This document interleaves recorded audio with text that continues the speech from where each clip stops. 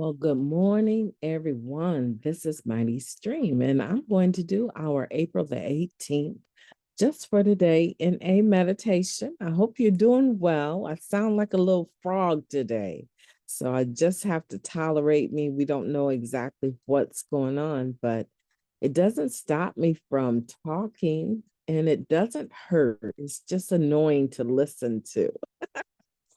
So, anyway, let me read this for you if you can tolerate it, okay? April 18th, I understand.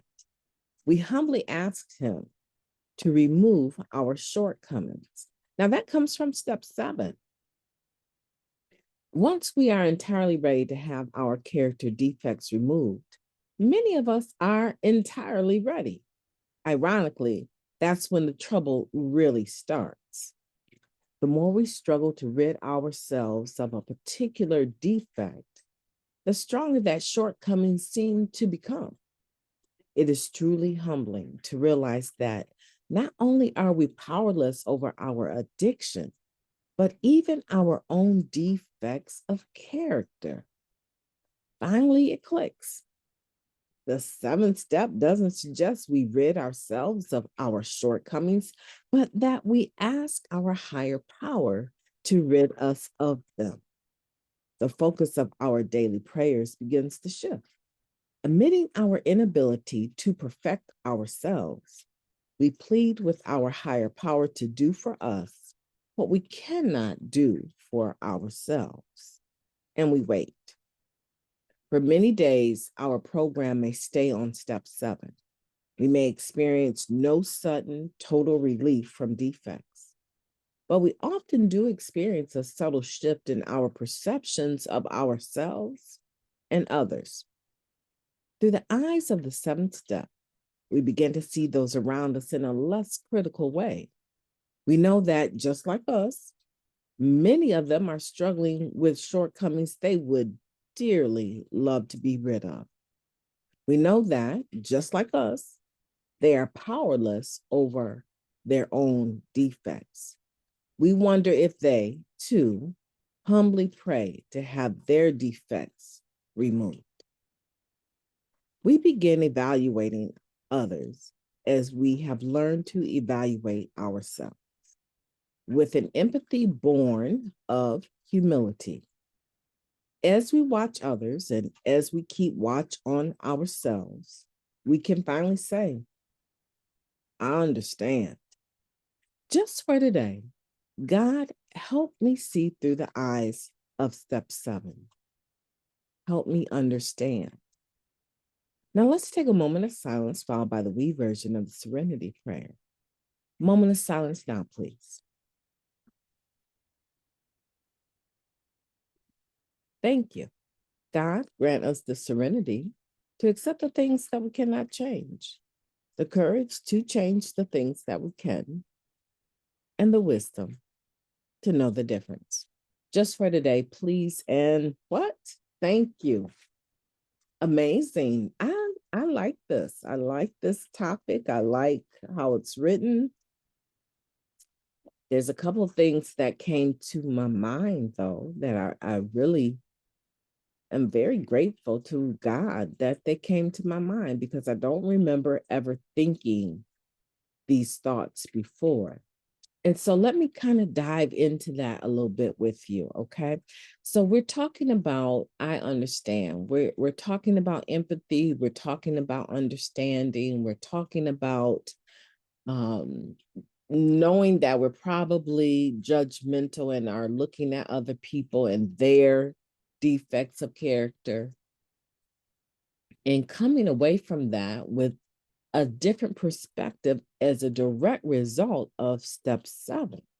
Now, step 6 is about being entirely ready, right? Step 6 is talking about a state of being. We became entirely ready, or we were entirely ready to have these defects of character removed from us. That's just a statement about a state of being, where I'm at. Either I'm entirely ready, or I'm partially ready, or I'm not ready at all. right? So when we talk about step 7 now, this is action on step 6. Step 6 is I acknowledge that I'm sick and tired of this attitude. I'm sick and tired of this Miss Mighty Stream attitude. I am tired of it. It is serving absolutely no purpose other than to make me feel like no one wants to be bothered with me because of it. I'm tired of it. It causes alienation, right? No one wants to be bothered with an alien, right? It causes alienation. So, and probably isolation, if we're being truthful, some of our character defects can absolutely drive us into a corner all by ourselves. Sometimes we put ourselves in that corner because we don't trust ourselves anymore to function in a kind, loving manner, an acceptable moral manner. And sometimes we get put in that corner by people. Mentally, they alienate us. And we feel that alienation because they're no longer wanting to be bothered with Mighty Stream. They don't want to be bothered with me. They don't invite me. They're not interested in anything to do with me because now they've alienated me because of my what? My shortcomings that cause me to fall short, right? My behavior, in other words. That's what this is talking about. Step 7, we humbly ask him to remove our shortcomings. See, step 6 is an acknowledgement. I'm tired of this. And I am ready. I'm entirely ready, as a matter of fact, to be done with this behavior. Step 7 is the action. Now, it's the action. If we are actively in our recovery, participating in our recovery, in other words, this is a natural step that follows step 6. Because once you become entirely ready, you're like, oh, you know what? One of the reasons I'm entirely ready is because I've tried to be done with this. I've tried not to do it. I've tried not to act out on this. I've tried not to think it. And it keeps coming back like it's almost ingrained in me. And I'm not able to get rid of it. I am entirely ready to have it removed. And now I'm ready to also humbly ask that the shortcomings that come as a result of these character defects. Some people get confused about what shortcomings and character defects are. And they say, oh, well, they're one and the same. Well, I get that. But the point is that now, in step 7, I'm asking for some help. I'm asking my higher power, please remove these from me. Please remove the shortcomings from me. Right? I always tell people I work with, right? People I sponsor, or people that might know to ask, that the character defect births, listen to me, the character defect births the shortcoming.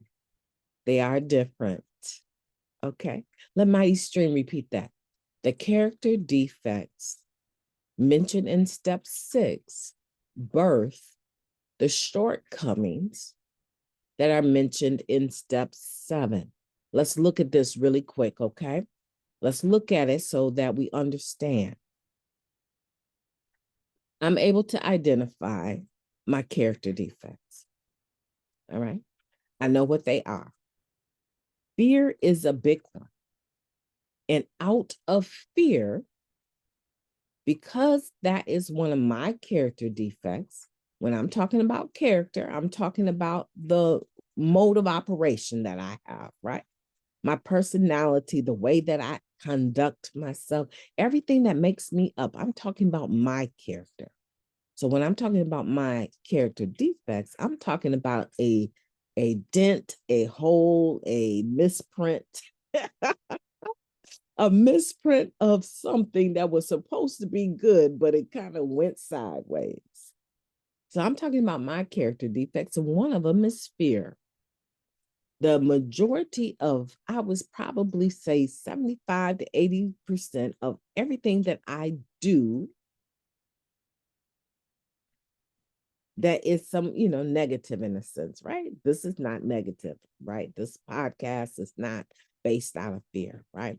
But I'm just talking about those mishaps, those shortcomings. The majority of those are rooted out of fear. I mean, there's a lot of things that I fear. I mean, I have some phobias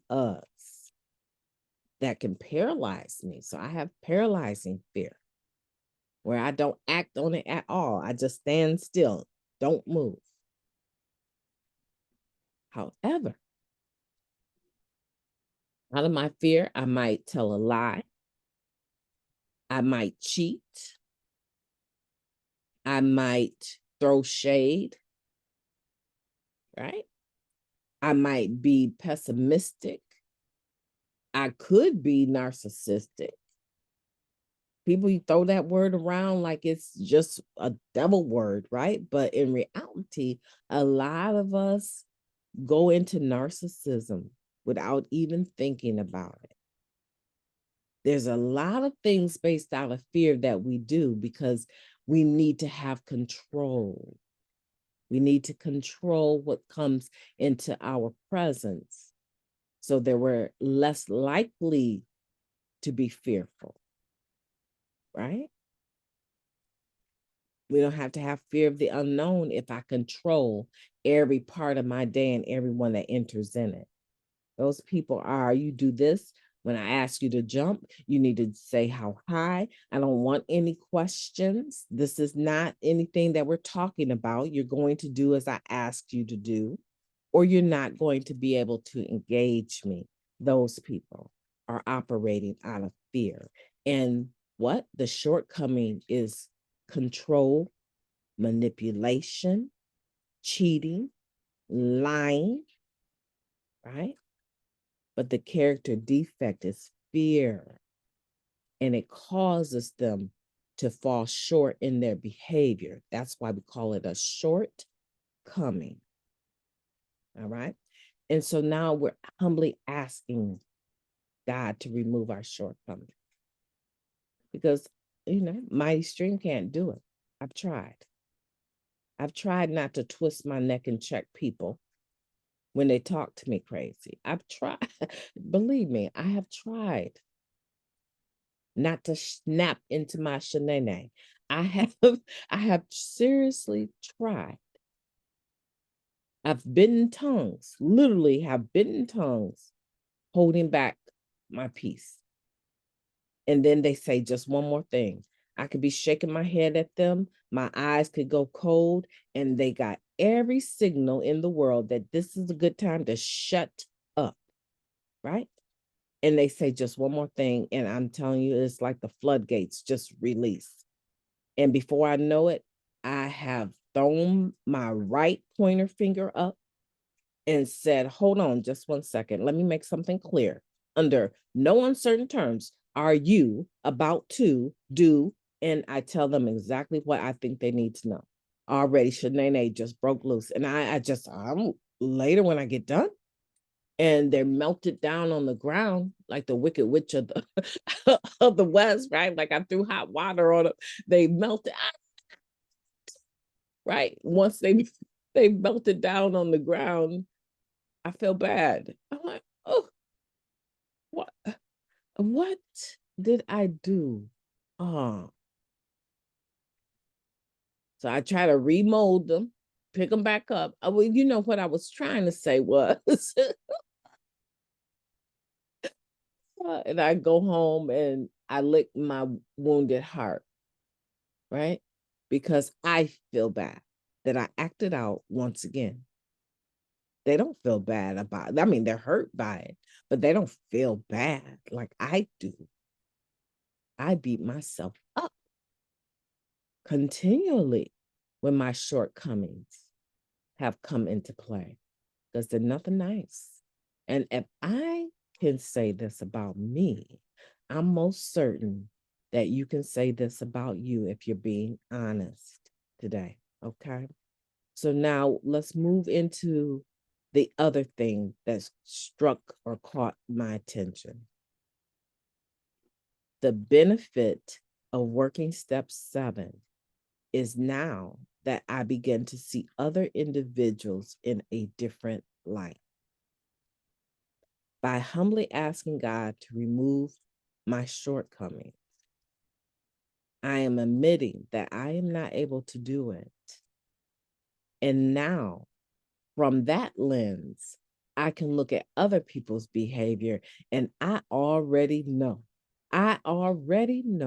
that they're going to be mad at themselves later because it happens to me. I understand. So step 7 is a relationship builder because now instead of icing people, say I'm never gonna have nothing else to do with him or her again. I cannot believe I cannot believe they showed out like that on me, right? Or like that. But now with this new lens of I understand that is a gift of step 7, I'm able to already be in a forgiveness mode even when they're acting out. My mind is saying, ooh, we better you than me. I am so glad it's you clowning instead of me. I am so glad you did that instead of me. You know what? Let me tell you something. When you really want to talk about it, get with me.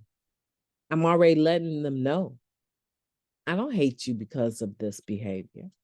I'm not going to alienate you because of this behavior. I'm already letting them know that I've made space and room for them to return back and put me on their 8th step and do their 9th step with me because I understand. Yes, that is something that maybe I've realized it before, but today it just stands out that it gives me the gift of understanding others and the ability to forgive them even before they probably know that they need it. What a gift today. You know, my name is Mighty Stream. I've enjoyed talking to you. I hope that you will have a beautiful day on purpose.